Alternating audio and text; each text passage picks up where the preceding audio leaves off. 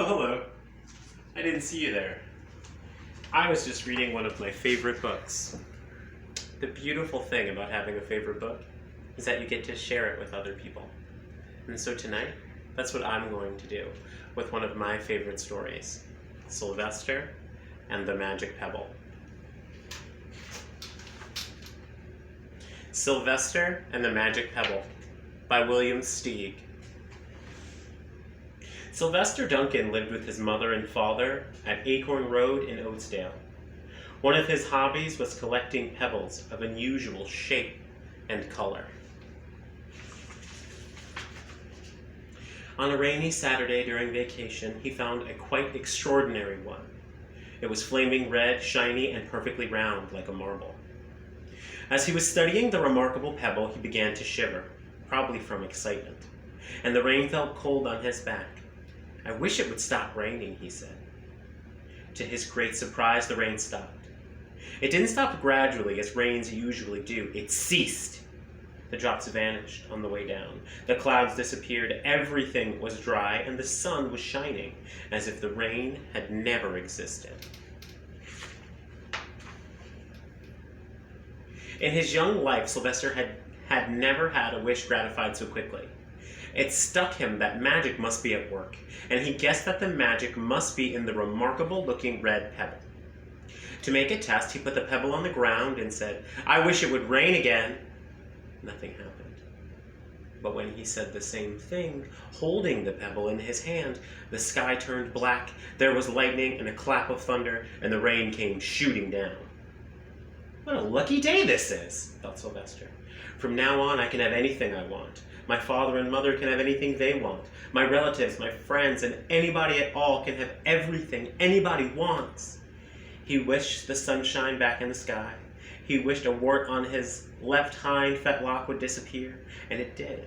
And he started home, eager to amaze his father and mother with his magic pebble. He could hardly wait to see their faces. Maybe they wouldn't even believe him at first. As he was crossing Strawberry Hill, thinking of some of the many, many things he could wish for, he was startled to see a mean, hungry lion looking right at him from behind some tall grass. He was frightened. If he hadn't been so frightened, he could have made the lion disappear, or he could have wished himself safe at home with his mother and father. He could have wished the lion would turn into a butterfly, or a daisy, or a gnat. He could have wished many things, but he panicked and couldn't think carefully. "I wish I were a rock," he said. And he became a rock. The lion came bounding over, sniffed the rock 100 times, walked around and around it, and went away confused, perplexed, puzzled, bewildered. "I saw that little donkey as clear as day. Maybe I'm going crazy," he muttered. And there was Sylvester, a rock on Strawberry Hill, with the magic pebble lying right beside him on the ground. He could not pick it up. "Oh, how I wish I were myself again," he thought, but nothing happened. He had to be touching the pebble to make the magic work, but there was nothing he could do about it.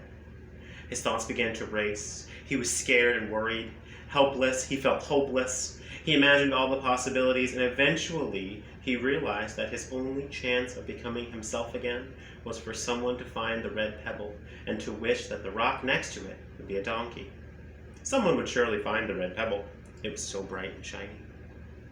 But what on earth would make them wish that a rock were a donkey? The chance was 1 in a billion at best. Sylvester fell asleep. What else could he do? And night brought many beautiful stars. Meanwhile, back at home, Mr. and Mrs. Duncan paced the floor, worried. Sylvester had never come home later than dinner time. Where could he be? They stayed up all night wondering what happened, expecting that Sylvester would surely turn up by morning. But he didn't. Of course, Mrs. Duncan cried a lot, and Mr. Duncan did his best to soothe her. Both longed to have their dear son with them. "I will never scold Sylvester again," said Mrs. Duncan, "no matter what."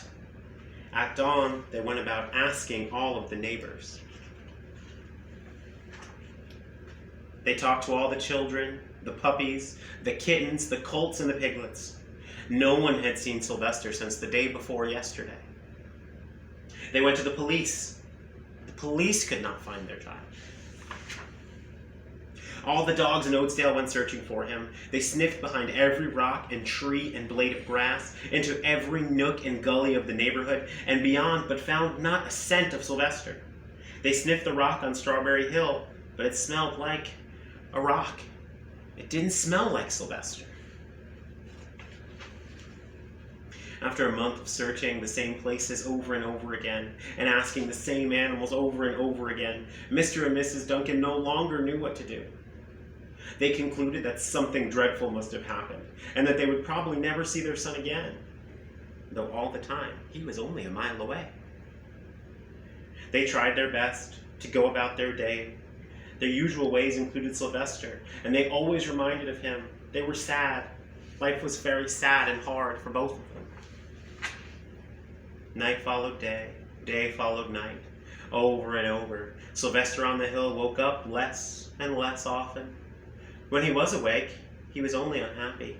He was still a rock. He felt he would be a rock forever, and tried to get used to it. He went into an endless sleep. The days grew cold. Fall came with the leaves changing. The leaves fell. The grass bent down toward the ground. And it was winter. The winds blew this way and that. It snowed. Mostly the animals stayed inside, living on the food they saved up. One day a wolf sat on the rock that was Sylvester and howled because he was hungry. Then the snow melted. The earth warmed up in the spring sun and things budded. Leaves were on the trees again. Flowers showed their faces. One day in May, Mr. Duncan insisted that his wife go with him on a picnic. "Let's cheer up," he said. "Let us try to live again and be happy, even though Sylvester is not with us right now."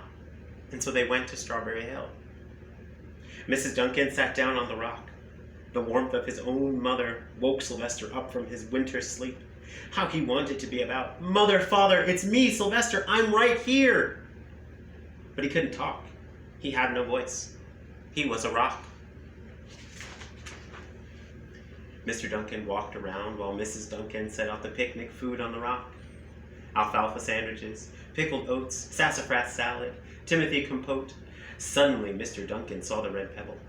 "What a fantastic pebble," he said. "Sylvester would have loved this for his collection," and he put the pebble on the rock. They sat down to eat. Sylvester was now wide awake as a donkey that was also a rock could possibly be. Mrs. Duncan felt some excitement. "You know, Father," she said, "I have the strangest feeling that our dear Sylvester is not all that far away." I am! Sylvester wanted to shout, but he couldn't. He was a rock.